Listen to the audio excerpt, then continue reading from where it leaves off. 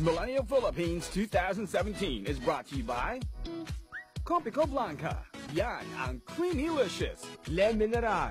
Taste the freshness of mountain mineral water. Potency, the beauty of immunity. Dell Forever Fabric Softener. Love the fragrance and softness forever. Sunrock's Color Safe with Oxygen Bleach. Better than detergent alone. And McDonald's. Julia Ganoon.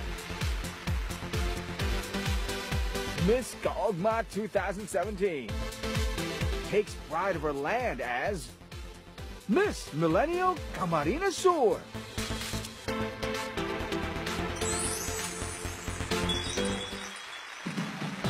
Eto na siya, 21 years old, BS Psychology graduate from the University of Perpetual Health, Miss Kaogma 2017, Miss Millennial Camarines Sur, Julia Ganoon.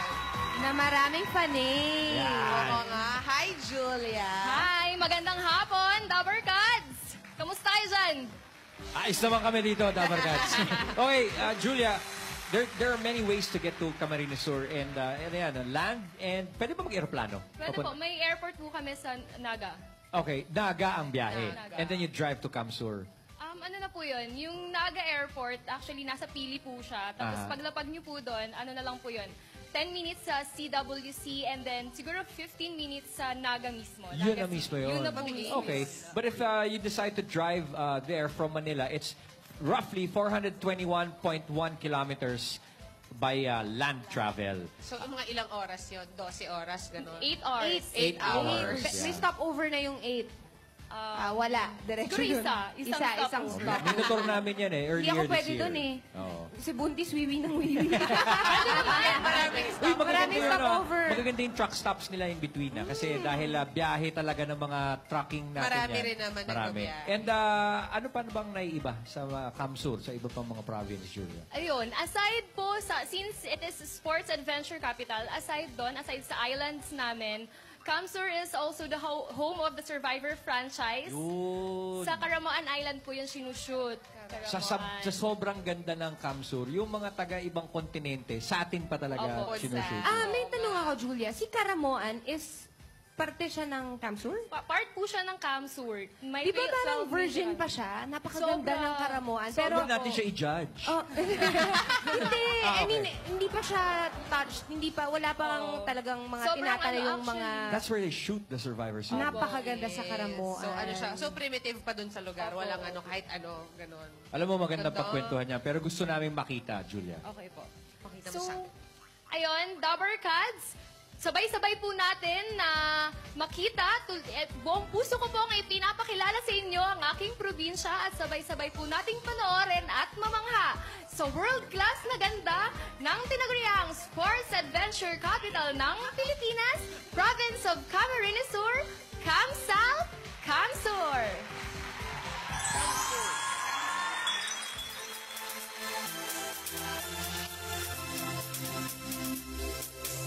Hi, I'm Julia Ganoon na dyan sa Camsur. Ang Camsur ay tinaguriang adventure capital ng Pilipinas. Camsur is blessed with so many wonderful islands.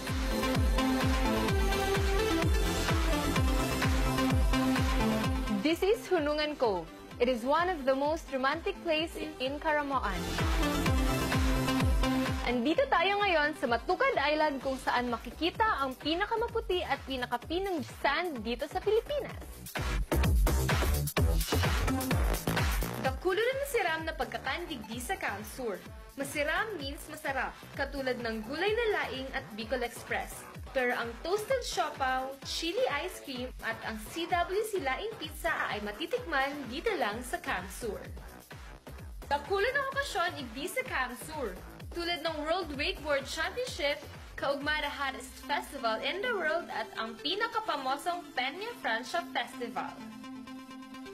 Ang sarap mag-wakeboard. Siyempre mahirap sa umpisa pero ang sarap balik-balikan. Ang swerte natin dahil ang tinaguriang best wake park in the world ay nasa Pilipinas at matatagpuan sa Camsur. Kung Kung adventure sa barkada ang hanap nindo, igdi na sa Camp Sur ang pinaka-the best na lugar na pwedeng dumanan. Dakulo ng rason para magigdi sa Camp Sur. Bukod kan man lain-laing adventures, masiram na pagkakan, mamumuyang mga tao, igwaman kani magayunong kultura. I am Julia Ganawan, Camp South, Camp Sur. Ganda naman. Sobrang ganda! Wala bang filter yun? Baka filter lang yun ang camera Walang eh. filter po yun. Ganda ba? Yan ang Ikaw ba? pwedeng i-hashtag na woke up like this. Diba, no? Tapos na agad. Diba, kasi sabi mo nga kanina, sports adventure capital of the Philippines ang Camp Sur. Ikaw ba? Adventurous ka ba? Sobra. Nung nag-shoot po kami, talagang trinay ko yung rock climbing, nag-rappelling po ako. Ginawa ko po yung wakeboard talaga. Sobrang hirap niya. Sa umpisa, ang hirap niyang tumayo. Pero ayun, sa ilang araw na pagtsatsaga, nagawa ko. Ano paborito mo sa lahat ng mga na-try mong... Yung rock climbing kasi Rock overlooking climbing. yung Caramoan Islands. Ang Makikita- ganda naman, Super. Bawal talaga sabihin nyo parang wala ka sa Pilipinas. May ganyan tayo sa Pilipinas. Maraming ganyan Marami. pala sa Pilipinas. Ilan lang yan ang mga napanood natin sa patunay na pagiging adventure capital ng Camp Sur, Dabarkad. Sigurado kami, marami pa yan. Kaya sa mga Dabarkads, lalo na sa mga taga-Camp Sur, kung may naisip pa kayong pasyalan at iba pang maipagmamalaki ng Camp Sur, you can share it at mag-comment lang sa Facebook page ni Miss Millennial, Camarines Sur at ng Eat Bulaga. Yuan. Ganda, oh. Parang kahawig mo dyan si Sanya Lopez, ah. Okay, thank you, Miss Millennial Camarines Sur. Invite mo naman ang ating mga Dabarkads sa Nabisitahin ng bumisita sa Camp Camp Sur. Sur.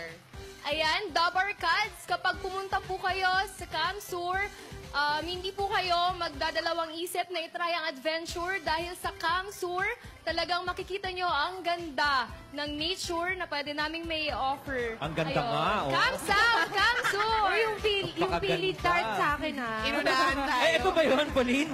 Parang 3 na lang yung natira eh. Ay, grabe siya. To know more about Julia and her province, Camarines Sur, follow her on her social media accounts. Lalabas na po yan sa inyong screen. At ayan, dahil nanginginain na dun si Ryan, we will continue to show the world the beauty of our country here on Miss Millennial Philippines 2017. Atid pa rin ito sa atin ang Comico Blanca.